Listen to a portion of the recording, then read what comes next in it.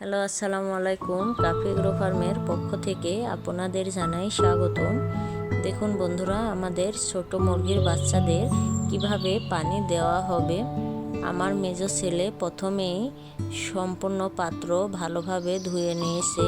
এবার ওষুধ মেপে পানিতে দিবে।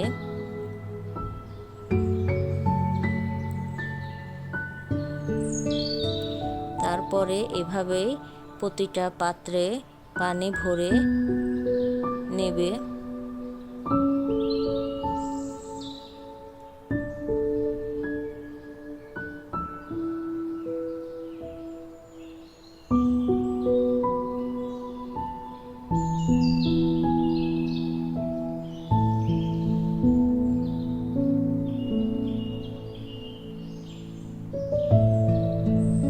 এবার পানির বাসনগুলো মুরগির বাচ্চাদের কাছে নিয়ে যাওয়া হচ্ছে।